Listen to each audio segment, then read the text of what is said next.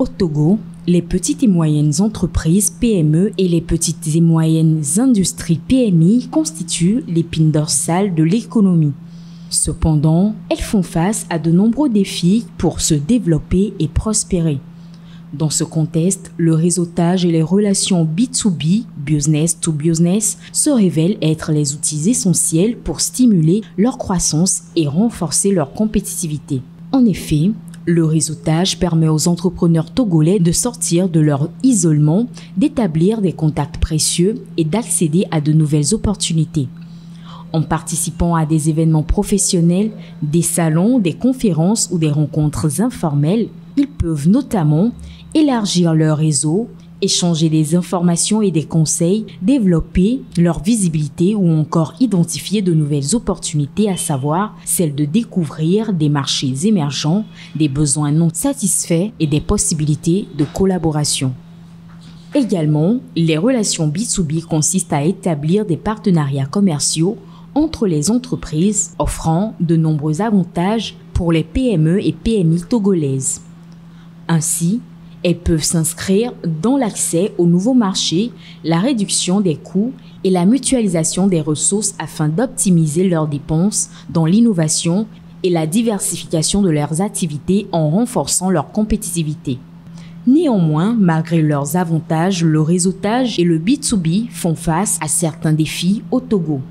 Il s'agit entre autres du manque de plateformes de mise en relation, de la faible culture du réseautage et du partenariat et des difficultés d'accès à l'information et au financement. Notons que le réseautage et le B2B sont des outils pour stimuler la croissance et la compétitivité des PME et PMI selon les spécialistes. En développant leur réseau et en établissant des partenariats stratégiques, elles peuvent surmonter les défis, saisir les opportunités et contribuer au développement économique du Togo. Les maisons de justice s'imposent aujourd'hui comme des acteurs clés de la résolution des conflits au sein des communautés togolaises. Loin des tribunaux traditionnels, ces structures offrent un espace de dialogue et de médiation où les litiges du quotidien trouvent des solutions rapides et équitables. En 2024, le nombre croissant de saisines témoigne de la confiance des citoyens envers ce modèle de justice de proximité. En effet, en 2024, dans les 16 maisons de justice opérationnelles, il y a eu 5 518 saisines contre 4 513 en 2023 et 3 853 en 2022. Pour les recouvrements, 112 421 098 francs CFA ont été récupérés en 2024 contre 53 230 259 francs en 2022 et 80 376 197 en 2023.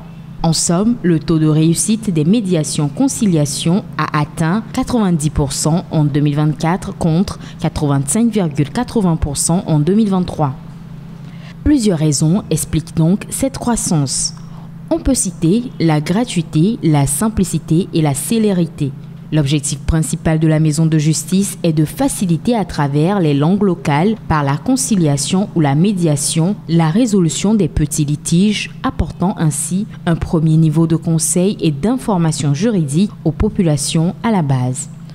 Aujourd'hui, 21 maisons de justice sont opérationnelles sur toute l'étendue du territoire national.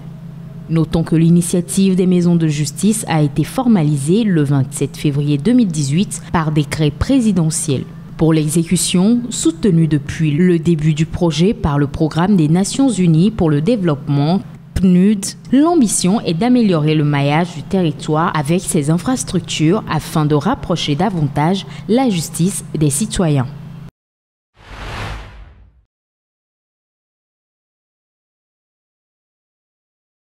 De nouvelles malversations sont mises au jour dans le cadre des prestations de l'assurance maladie universelle AMU. Des pratiques frauduleuses qui obligent les autorités en charge de la santé à exclure plusieurs structures médicales du dispositif AMU. En effet, des enquêtes menées ont révélé un système bien rodé de détournement des fonds publics. Il s'agit de la facturation de prestations fictives, la surfacturation de soins et de médicaments, la création de fausses ordonnances, sans oublier la distribution distribution abusive de lunettes et d'équipements médicaux à des bénéficiaires non éligibles, entre autres. Parmi les établissements sanctionnés, la pharmacie Foreva est suspendue de la liste des partenaires de l'INAM et de la Caisse nationale de sécurité sociale. Aussi, l'on peut citer les pharmacies Saint-Pio et Yoto. La pharmacie Saint-Esprit, quant à elle, a écopé d'une suspension de 12 mois. Le centre optique Nova Vision et le centre de basse vision et optique médicale, qui sont des lunetteries, sont aussi concernés par ces mesures. Rappelons que l'AMU est conçu pour garantir aux Togolais des soins efficaces à moindre coût. Des poursuites judiciaires sont prévues contre les fraudeurs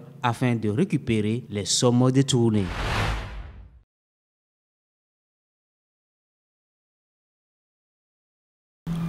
Le paludisme ou malaria est l'une des préoccupations majeures de santé publique au Togo, avec un inquiétant bilan de 2 182 203 cas confirmés en 2024. Le pays affiche un taux d'incidence de 258 cas pour 1000 habitants et déplore 1000 décès, traduisant une mortalité de 11,7 pour 100 000 habitants. En réponse, les autorités sanitaires annoncent l'introduction imminente d'un vaccin antipaludéen prévu pour septembre 2025 qui sera administré aux enfants. Pour sa mise en œuvre, plusieurs étapes sont déjà en cours, dont la formation des opérateurs de santé et la sensibilisation des communautés sur les calendriers de vaccination. Un plan de communication sera également mis en place pour informer la population. Au même moment, les infrastructures de conservation des vaccins seront vérifiées dans tous les districts avant le lancement de la campagne. Ces dernières années, le Togo a mené plusieurs actions pour canaliser le paludisme. Parmi ces actions, des campagnes de chimioprévention saisonnière ciblant régulièrement les enfants âgés de 3 à 59 mois associés à la distribution massive de moustiquaires imprégnés. Malgré ces actions, le taux de mortalité lié au paludisme reste toujours constant. L'introduction de ce vaccin représente un espoir tangible pour le Togo dans sa guerre contre le paludisme. En conjuguant vaccination, prévention et sensibilisation, le pays vise à atténuer encore davantage l'impact de cette maladie sur sa population, en particulier les enfants et les femmes enceintes qui sont les plus vulnérables face à cette menace sanitaire.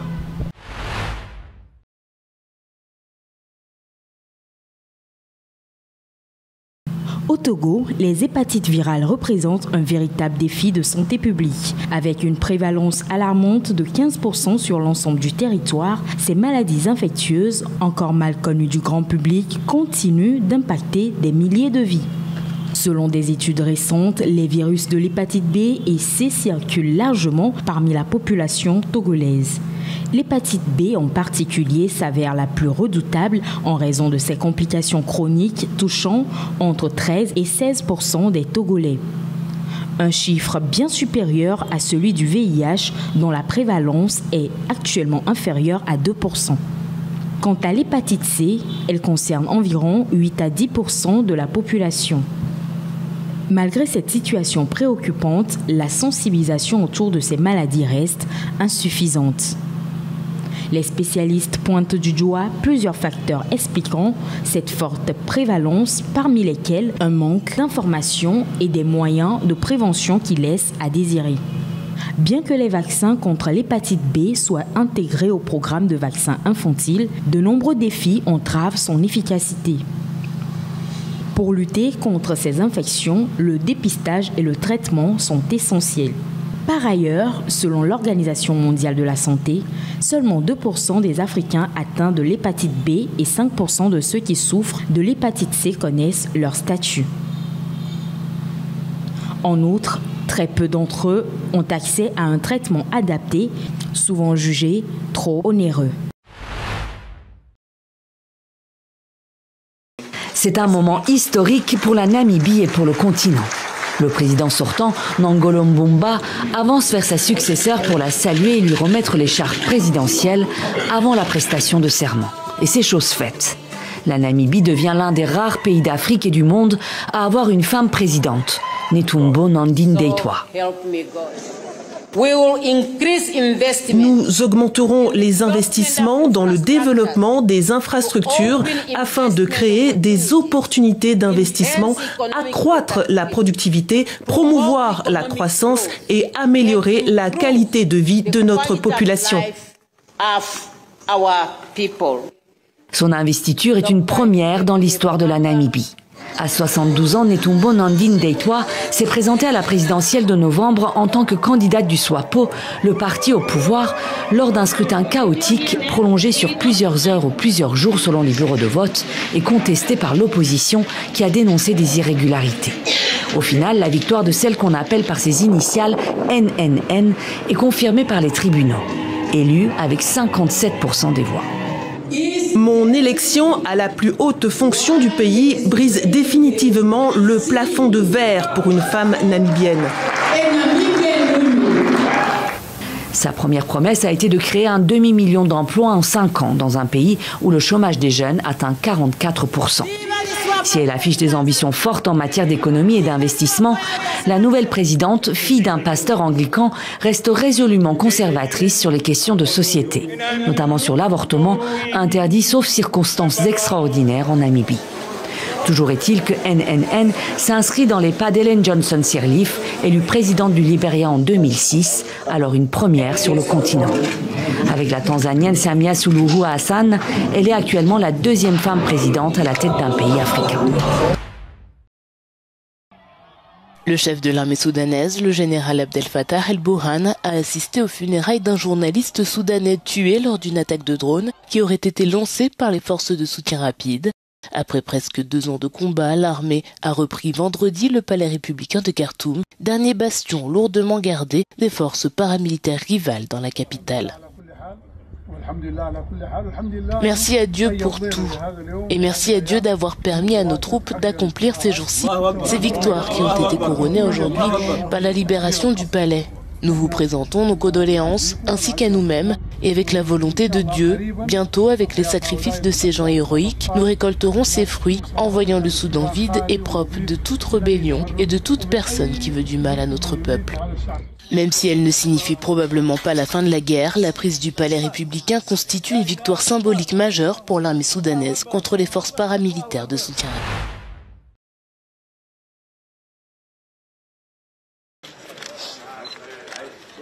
Le président tunisien a limogé dans la nuit de jeudi à vendredi le premier ministre Kamal Madouri. Il occupait ce poste depuis août 2024. Dans la foulée, le technocrate a été remplacé par Sarah Zafrani Zenzri. Elle siégeait au sein du gouvernement de son prédécesseur au poste de ministre de l'équipement.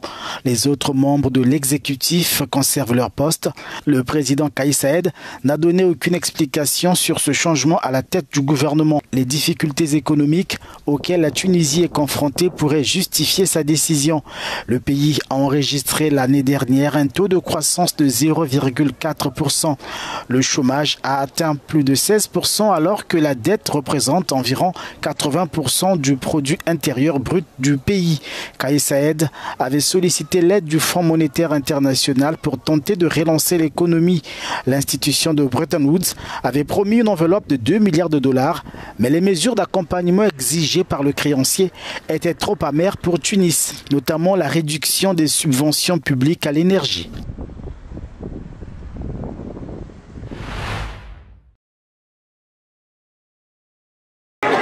C'est une nuit de violence comme la Turquie en connaît peu.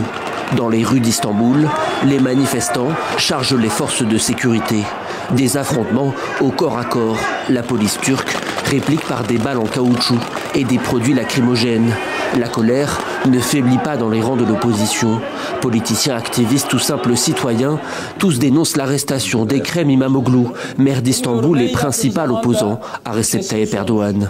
Devant le quartier général du parti CHP, c'est une véritable marée humaine. Les démocrates sont courageux, respectueux de la protestation et compréhensifs.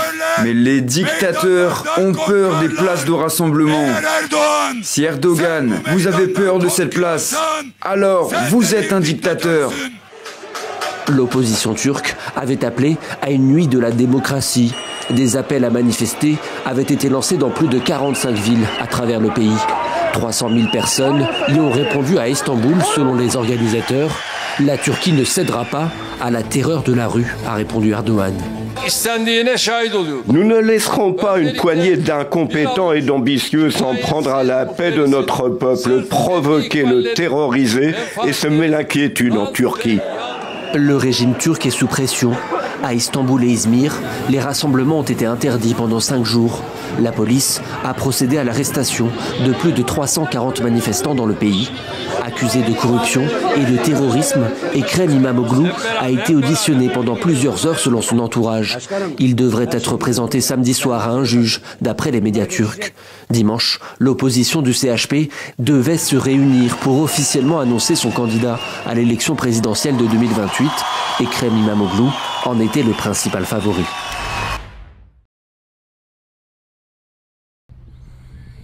La présidente nouvellement élue du Comité international olympique, CIO, a souligné vendredi les progrès remarquables réalisés en matière d'égalité et de diversité au sein du mouvement olympique au cours des 12 dernières années.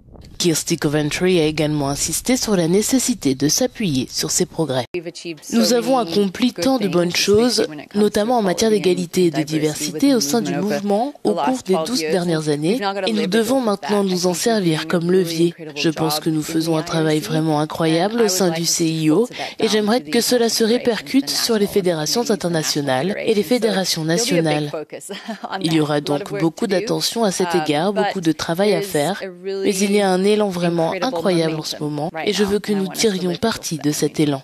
Outre la promotion de l'inclusion dans le sport, Madame Coventry a reconnu les défis mondiaux urgents qui affectent les athlètes, en particulier les conflits qui touchent son continent d'origine, l'Afrique. Elle a appelé à une approche proactive de la protection des athlètes en période de turbulence.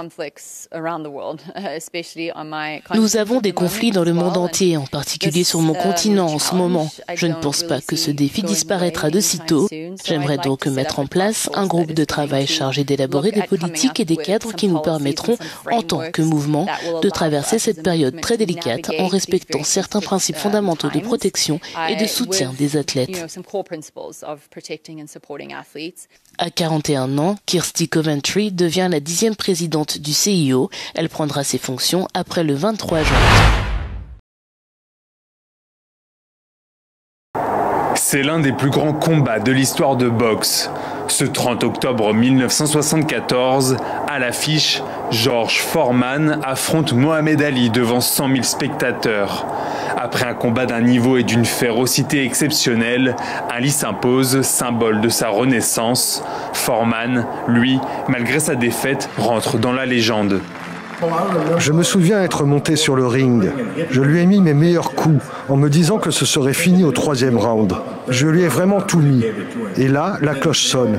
Il me regarde et dit « J'ai tenu ». Et je me suis dit « Il l'a fait ». Ce moment, je l'oublierai jamais. Franchement, je ne pensais pas qu'il irait jusque-là. Et lui non plus, je crois. Originaire d'un quartier défavorisé de Houston, George Foreman est médaillé d'or olympique à seulement 19 ans en 1968, avant de devenir champion du monde pour la première fois en 1973. Quelques années après le seul KO de sa carrière contre Mohamed Ali, George Foreman raccroche ses gants pour la religion.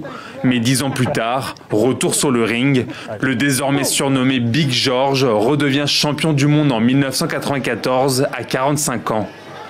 George Foreman met fin à sa carrière 3 ans plus tard avec seulement 5 défaites en 81 combats. L'autre légende Mike Tyson lui rend hommage. Sa contribution à la boxe et au-delà ne sera jamais oubliée.